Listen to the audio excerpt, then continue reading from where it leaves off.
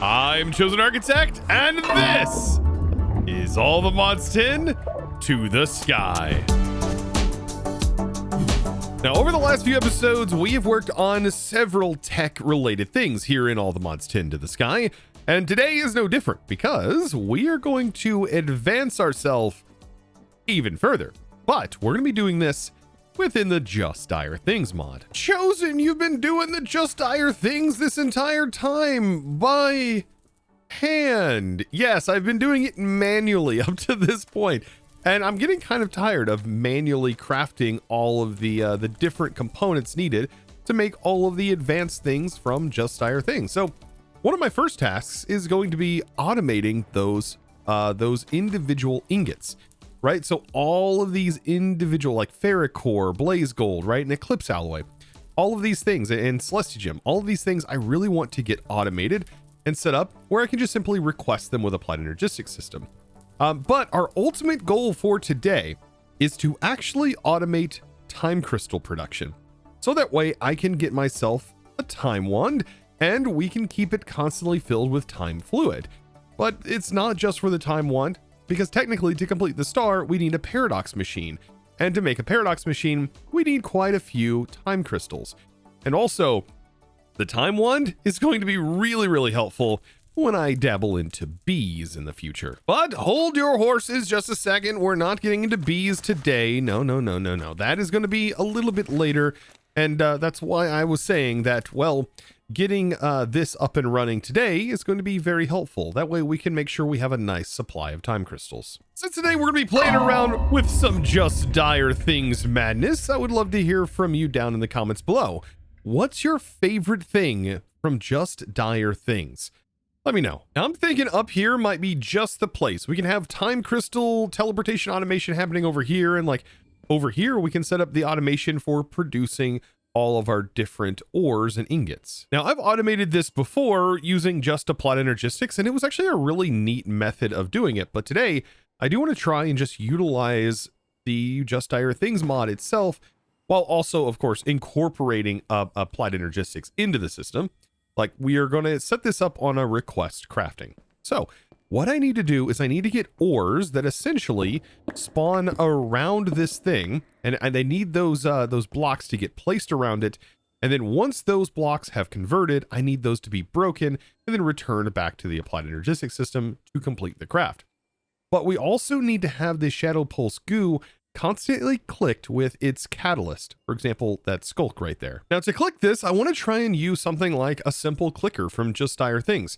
So inside of this configuration, by default, it is set to right click. And then we have some options to sneak right click, and then also what we're targeting, whether that's air, hostile mobs, passive mobs, targets adults, childs, players, all living things, or target blocks. In this case, we just want to target this block, and we want it to detect the up side, I believe, of the block that it's facing.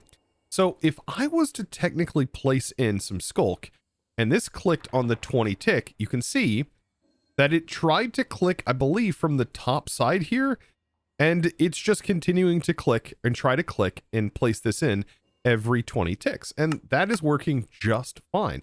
And I have it clicking on the up side of the block. So, I mean, technically this is solved. We really just need to get an exporter in here just to make sure it's constantly being filled with skulk.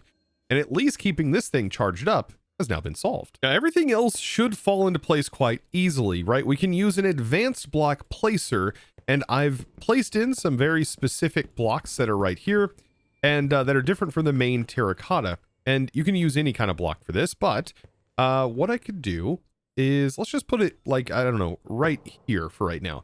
It really doesn't matter which direction this is facing, but I am going to rotate this sort of facing downward, I think. Yeah, that kind of looks just like a regular machine just doing its own thing. But this is going to work by us choosing a direction, a place that we want it to be defined in. And so I kind of got to play with this. I kind of like to angle myself. I wish you had a transparency thing so you can adjust the transparency of this whole area. But yes, we got to rotate this until I have this wrapped around this goo, which is going to be like a 3x3 in its block space. So we have it right there. We expand this out, And there we go. We have a 3x3. Now, with the block placer, the way that we can define a blacklist or whitelist is by using this down here. And it works in an interesting way. Basically, the placing block or blacklist or whitelist is looking for the blocks that it's going to be trying to place on. So I'm assuming that we are going to be placing down.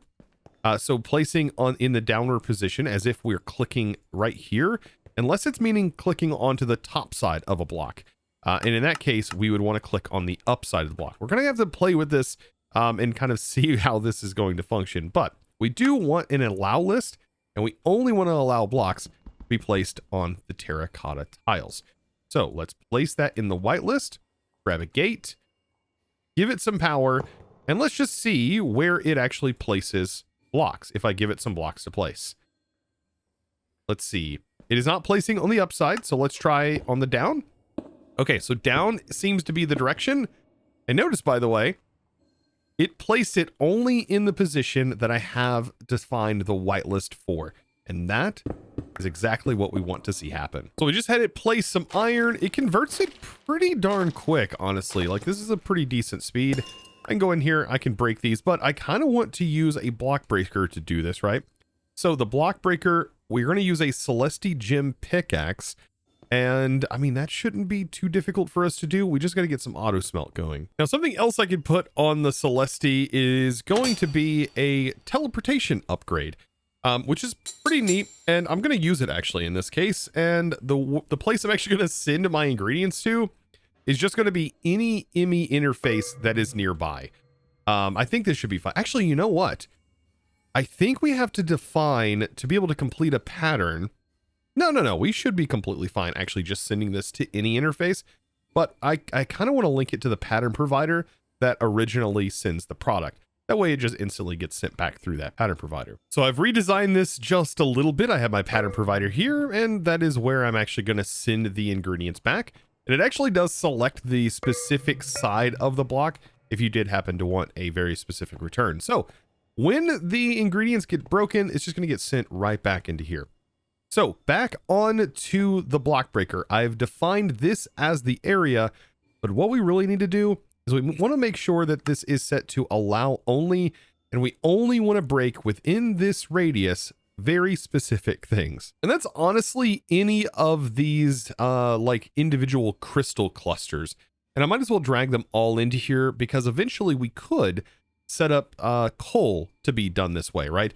And we could automate this all within this one area. It'd be really slow to do it that way, but I mean, it makes sense to go ahead and have it patterned in here anyways. And then we just put the tool in here, give it a little bit of power, and this is basically it. When it comes to making patterns for this, though, if we go to just dire things here, we essentially want to send it blocks of the material. Now, if I remember correctly, on all of these individual like ores that get generated here, whenever they're broken, I think they, for the most part, always generate 3 with a chance of 4. And I'm pretty sure fortune doesn't affect it or anything like that. So I think basing this off of 3 is going to be the best way to go about this when we build our patterns. And this is going to be kind of a weird pattern, but for example, this ore, we can do this, but this isn't actually what we want our output to be. So we're going to send this in, and our expected output is 3 of these. So we have 1 iron block is going to equal 3 of those, and that's how our patterns are going to be built for each of these materials. Now, if our values aren't correct, we're going to find out really quick when we end up with a pattern that gets stuck, or a crafting recipe that gets stuck. Of course, if it gets stuck, you'd be able to see it in here, and you would be able to cancel it down here at the bottom. But with that, I think we are just about ready to go. I have all of the things hooked up to the bottom. We have our export bus. We have this connected into the pattern provider. We are now also breaking and sending the product down into here. I might also want to set this to like 5 ticks or something like that as well. And everything else should be fine. The play speed honestly should be okay. Let's go ahead and request some ferrite because that gets used quite a lot. We'll request like 20 of them. And this is going to place it all down, slowly giving this a chance to kind of break it all. And this, I mean, this right here is automated. As soon as this breaks it, we should get a toast that it has completed. There we go. And as soon as it finishes these last few, this is technically done. And we have this automation kind of solved. And it's not even that difficult to really get set up. Look at that, 20 of them completed. And so what's the benefit of all of this? Well, it allows me to make more of these advanced block placers and breakers for any automation that I want to do in the future. Speaking of more automation with just dire things, yeah, we are going to need to be teleporting things between dimensions. This is where things are going to get a little bit more complicated. And thank goodness I got all of the stuff set up to automate this, because we are going to be using advanced swappers to swap the positions of, well, kind of like a budding crystal, give or take. Now, before we fully get into this, we need to have an understanding of how the advanced swappers work. Now, they can swap the position cross-dimensionally because of the advanced tier, or within the same dimension, blocks and entities, which is cool to keep both of those in mind. You can actually take entire setups, and the advanced one has a definable range. By default, it's the block directly above.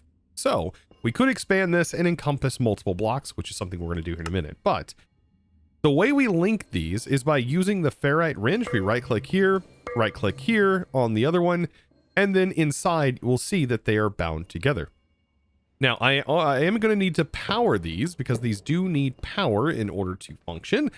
But once that's done, I mean, basically we just have to find a block that we want to teleport from one location to another, and we place it on top, just like that, within the defined area.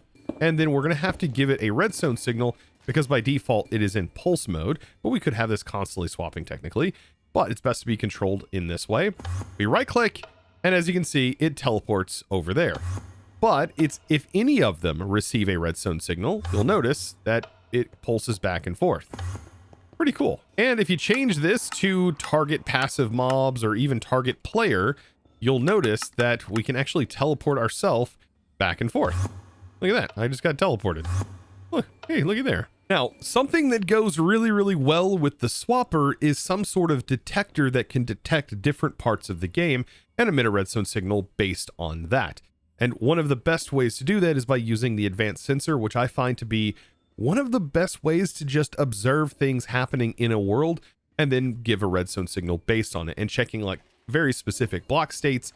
It's a pretty cool little block right here. Like, this is a really cool thing. Now, the thing I need to move between states is this budding time crystal block. Now, to be able to get a budding time crystal block, we need to take budding amethyst and convert it into this block.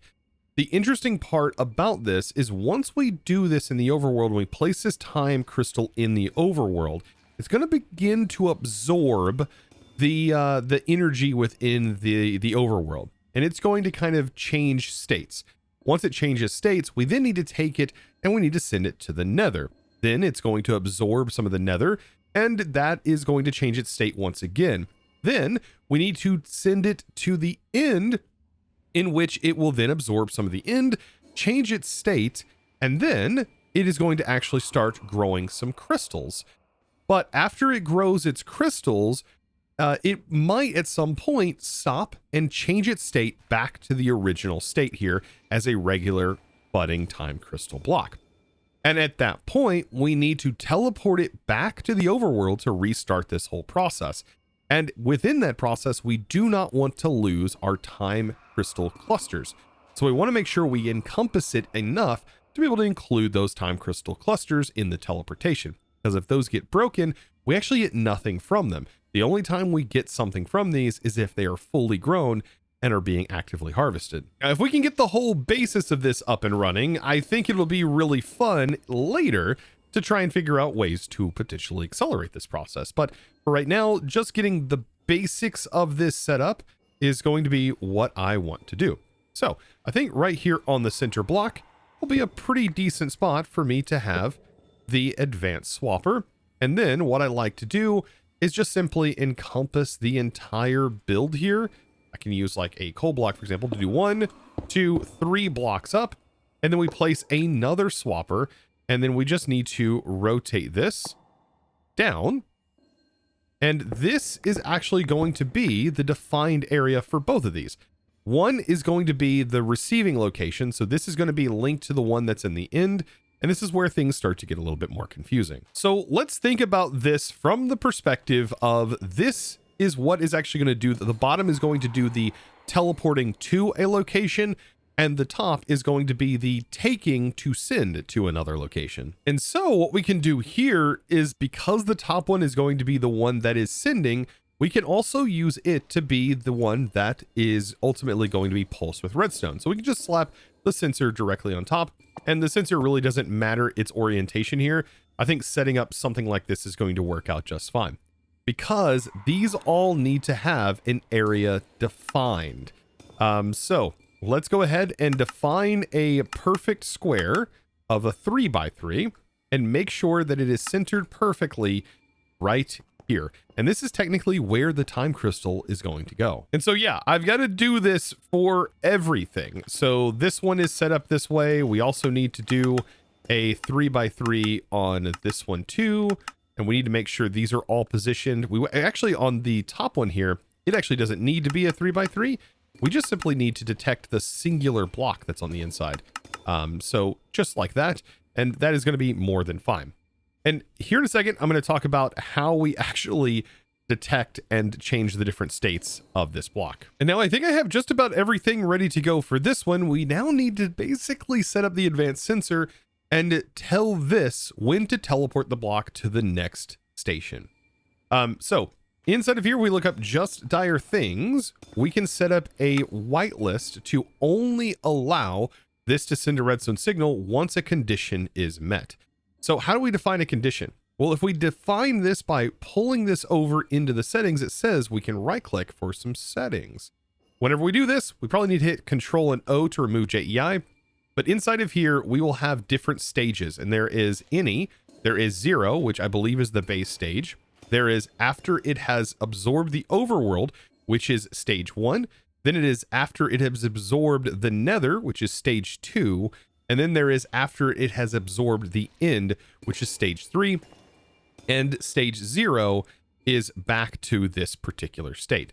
So in this case, we essentially need to detect once it has reached stage 1 of its growth cycle.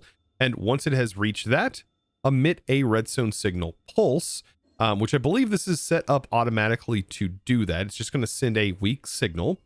And once it has completed that, it will then teleport it to the next station. And I think what we can do is use a copy paste gadget to quite literally copy this whole setup here. And I'm almost positive we can do this. And we can just paste it into the next area, and I'm hoping it actually keeps its settings. So now we need to go to the nether, and we can just, yeah, head here to do this. And preferably find somewhere relatively safe to do this. Why are you so mad at me? And so I guess the question is, will it paste?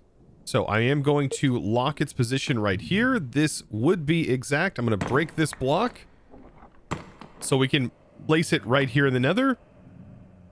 And does it hold its settings? No. Well, yeah, no, it definitely does not. Kind of. No, it doesn't. But essentially I need to get all of the individual states set in here and then make sure this one is set to stage 2. Again, just to make sure we understand that this needs to be on this stage 2 right here. Now the next one, we're actually not setting it to stage 3. Now, of course, I can't forget, we've got to get the same setup placed here in the end. But honestly, this gets really, really easy once you finally understand how all of this works. And then the hardest part is just linking it together. As far as the setups go, the exact same thing that we've been doing on all of the other positions, making sure all of them are set up correctly. You don't want to mess this up because you could accidentally teleport a chunk of your existing setup to another location, and that really messes things up. Don't ask me how I know. Now back to the advanced sensor on this one. Make sure to put it again into allow list, but this time we're not actually looking for it to convert here in this dimension into its state. Instead, we're looking for whenever it actually runs out and turns back into its normal stage. So for this, we're actually looking for stage 0 to then send it back. So this should receive a pulse once that has happened and should send the whole thing back. Now, as of right now, we don't have any of these hooked up with power, but just putting a simple gate on these is going to be more than enough for power. Now, if all of my setups are correct, now we just have the hard part of linking them all together correctly. And this is where things could get messy, but we've got to think that this can send to the bottom one. So the top one is going to be linking to the bottom one. So all we have to do is click on this one and then head back to the nether. And we need to make sure we click on the bottom position because that's where that's sending. So going into the nether, we will click on the bottom. Now the bottom is linked to the one that gets sent from the overworld. Then we want to link a new one. So we're going to bind this. Well, this says bound to nether. So yes, we just took up this location. And then we need to send to the nether, or sorry, the end. And we're going to be linking to the bottom position here on the end as well. So now that's bound. And then last but not least, this position needs to be grabbed and sent back to our overworld position. And it needs to be sent to the bottom one, which is going to be all the way up here. And voila, they're all linked. Now, something you also need to do is you need to make sure you chunk load all of those individual positions so that way they work without you actually being there. Now, if you're in need of extra chunks so that way you can force load more chunks, just like I am, especially in a single player world, make sure you do have cheats enabled so that way you can access this command. And FTB chunks admin extra force load chunks is all you need to put in here. Make sure you select your username, and then you can actually set how many you have available. And let's just say 150 is a good number, and you've just modified the config essentially for the FTB chunks manager. And so now you can actively go in and claim all of your chunks, and you should be able to force load them. For example, by holding shift and force load the chunks like this. And you have a whole bunch more. So at this point, we are almost ready. We do need to take an amethyst bud, and this needs to be converted in order to get the time crystal block. So we just let this convert, and I'm just going to use a cardboard box to place it in its position. We can use any block here to stand this, but there we go. This is almost ready to go. I'm pretty excited about this, by the way. There we go. Almost there. Perfect. There's our budding time crystal block, and you can see it's already absorbing the area around it. Let's go ahead and confiscate that real quick. And I'm going to now put it right here. So something that should happen is once this has converted its state, this will send a redstone signal. But as of right now, there's no power. So it can't actually detect anything. So let's get a gate. And I'm just, like I said, I'm going to put a gate on all of these because this is just going to kind of run on its own. And we want to continue here. Let's go ahead and put that on there. On here and here. And once this has absorbed the area around it, it will teleport. It will, I promise. I don't know how long it takes, but you can accelerate these with block accelerators, by the way. Also, when it does try to teleport, we got to make sure everything has power in all the other dimensions too. Otherwise, it won't be able to receive the teleportation. So, yeah, let's go ahead and head into those dimensions. So here's the one here. We need to drop down and give this power so the way it can teleport. Same up here. We'll give that some power. Give that some power. Nice. Try my best to make it look neat. And then we'll go back to the other dimensions and do the exact same thing. Just make sure everything has some power. Now the goal is that the redstone has functioned correctly. It has absorbed. Oh, looky there. It has definitely teleported. So at the moment, it has got to be in one of these dimensions, right? It is possibly in the nether. Yes, it is in the nether now, and it is absorbing the nether, you can see. And this means that all of our settings has worked. And that's what we want to see. Now, the thing that really is going to help this setup is by accelerating this block. And I think that this still works with applied energistics. The possibility of it being accelerated. All right, there it has gone. This should have detected this block state. And it should have sent it already. For some reason, it hasn't sent the pulse. Why have you not sent the pulse? That's stage 2, right? definitely something going on. I mean, there could potentially be an issue in the end. Let me go back and go to the end. Okay. You are powered. You are bound. Now, I did finally get it to move over into this dimension, but I will say I had to give this a redstone signal because the swapper in the nether wasn't actually receiving a redstone signal as much as I was trying to figure that out. But either way, this is sending. Hopefully this kind of fixes itself now that we've got it in the loop. And I'm hoping that this loop will continue to function. I mean, at least it should continue to function. But yes, this is the point at which it will start growing its crystals. Now, this is where I kind of want to block accelerate it. Notice it just converted and should start growing some crystals here. But every time it grows these crystals, it's taking away from the actual state of the block and will slowly revert it back into its normal state. Cool part is when the swappers do work, they are going to carry the crystals with it, which is kind of what I want to see happen here. That's a large time crystal cluster. I'm not sure if that's the fully grown one. Either way, we actually get time crystals once they are fully grown. There it is. There's a time crystal. So I can break that. And now I have a time crystal, the wibbly wobbly, which will also cause really weird effects to me. Like right now, I have like super speed, by the way. So yes, keeping this in your backpack, probably a good idea. Unless you want like super slowness. Kind of want to max this out though, because I want to get a few more. But this is actually not the way that I want to fully automate these. Because I believe we can make this really, really fast with crystal growth accelerators from Applied Energistics. Just like I did in all the mods 10, unless this has been patched out. I don't know. I'm hoping I can be fast with this. I want to use like the cut paste gadget here. And I'm going to cut an accelerator setup, and I want to see if I can't paste this in to the location. And so here it is, and it should remove the crystals, by the way, because of the way that this whole thing works. Oh, and it actually just completely also removed the air and, well, time to make a new crystal. Also, by the way, when something like this happens, I can go ahead and just do this. And that teleported it back to the overworld for me. How nice. But wait, something seems off. This ended up lighting up.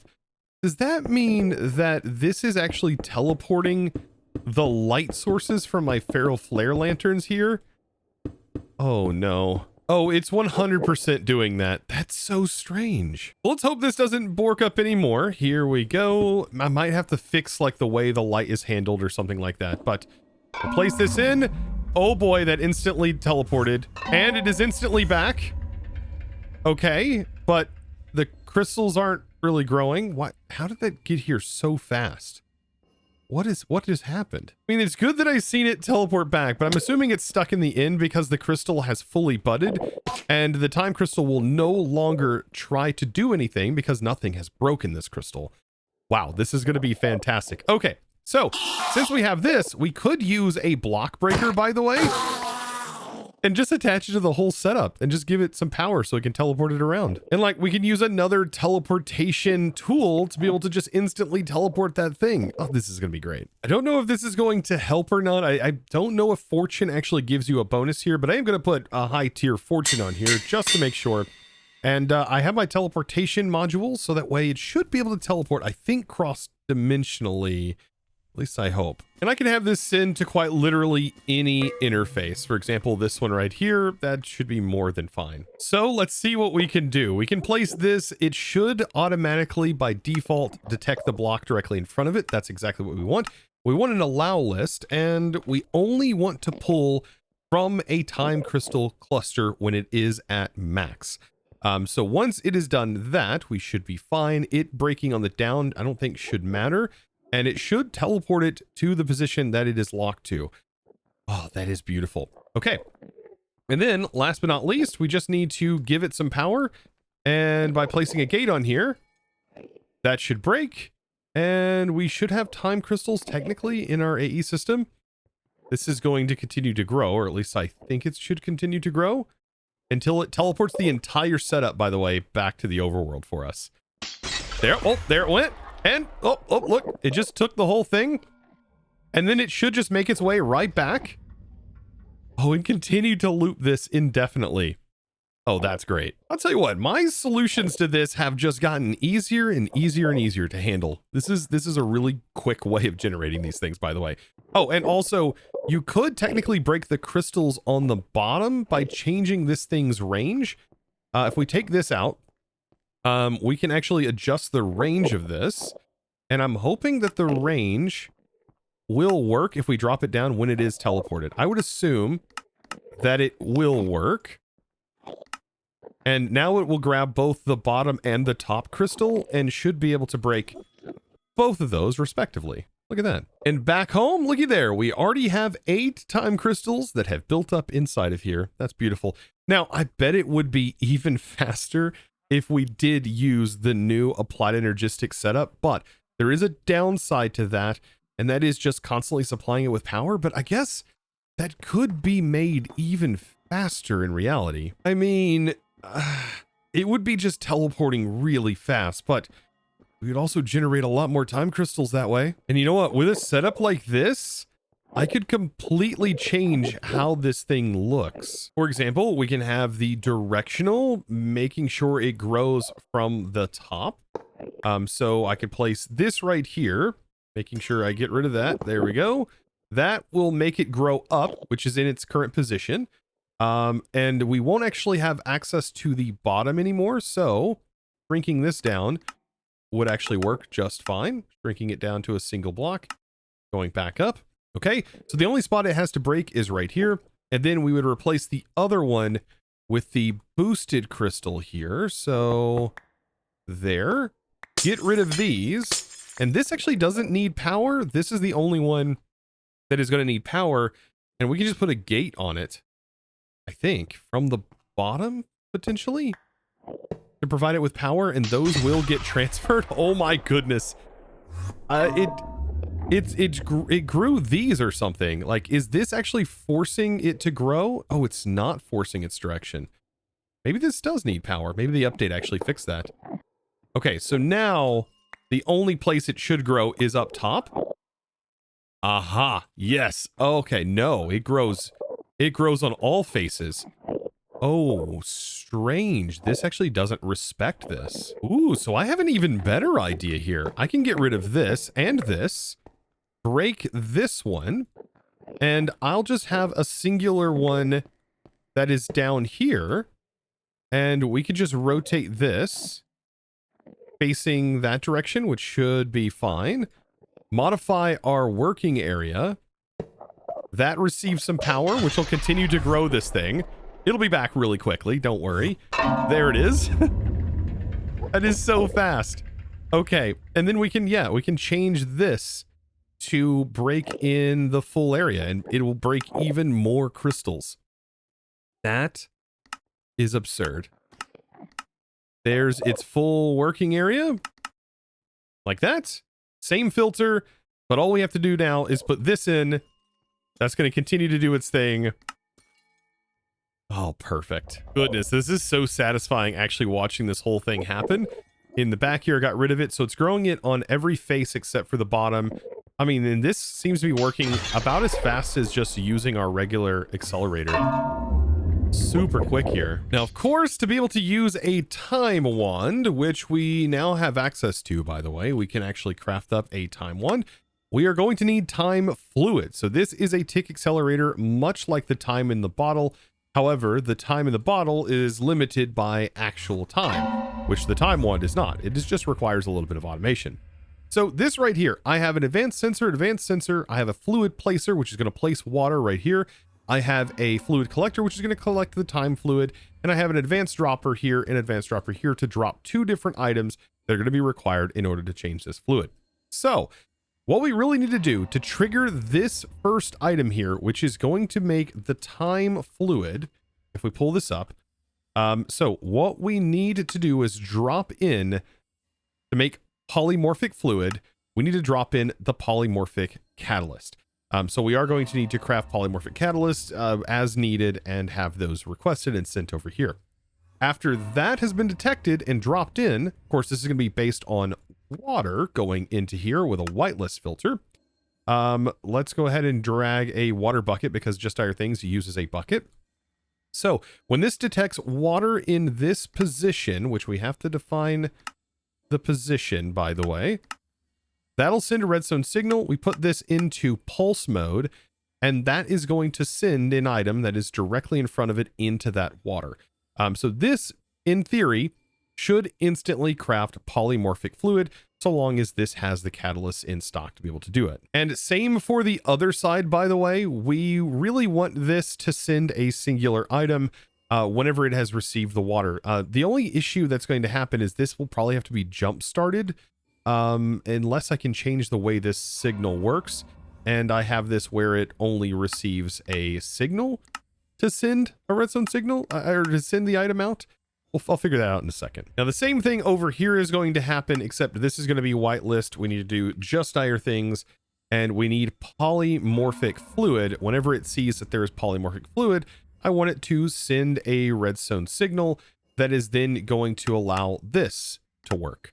So we should be able to set that to pulse, and that should also drop the item in. So now with both sides configured, I mean, we should just be able to simply give everything power. Oh yeah, I didn't define the fluid collector. Oh boy.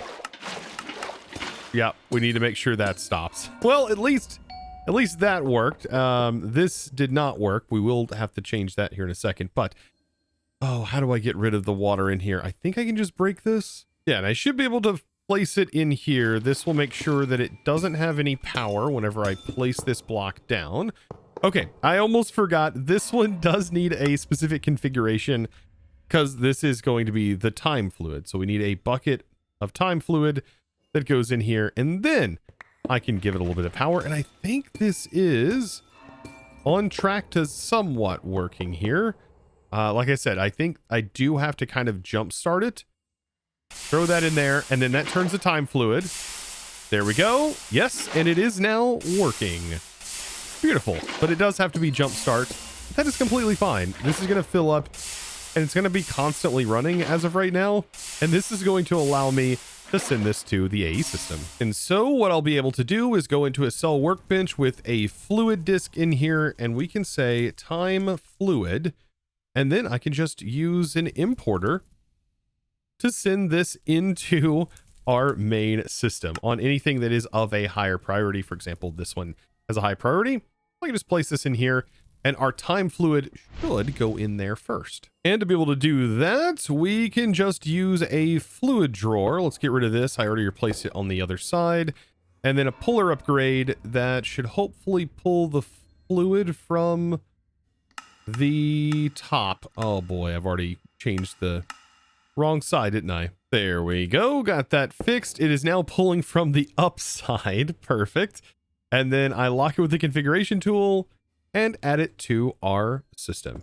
Beautiful. And with that, I have now automated time fluid, which is going to be kind of important because there is a export card that I can use to constantly keep this time wand filled with time fluid. That is just by simply using an export card. Yes, this thing right here, AE2 imports and exports. And I think this opens up some configurations whenever we add this to our system. So this is, let's see, yeah, this part right here. Perfect. Okay, and so we can say specifically where we want things to go and to potentially what tools we want it to go to. That's interesting. So we have this. We can set that to slot 1. Ooh, that is kind of cool.